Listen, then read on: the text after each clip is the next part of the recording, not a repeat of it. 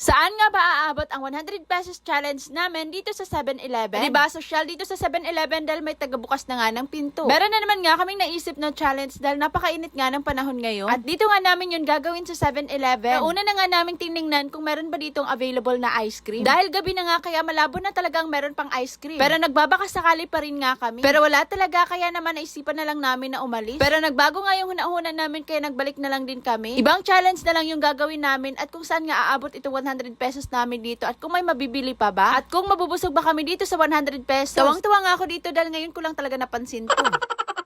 Di ko nga alam kung aabot ba yung 100 pesos namin dito. Pero sige, dahil challenge nga ito, kaya naman itatry nga namin ngayon. First time ko nga lang din pala masubukan itong mga drinks nila dito. Kaya eto't pumili na nga rin ako. Milk tea nga yung napili ko. Habang yung kaboardmate ko naman ay ice na si Food Panda Rider pala ay iced coffee daw yung sa kanya. Di ko pa nga alam kung magkano nga ito dahil first time ko nga lang. Pero di bali na malalaman din naman namin yung price sa counter. Hindi kasi kami pwedeng lumagpas nga sa 100 pesos dahil challenge nga ito. Kumuha na nga rin pala si Food Panda Rider ng croissant ba yun? Sa tinapay yung laman, maunat. Nakalimutan ko kasi talaga yung pangalan.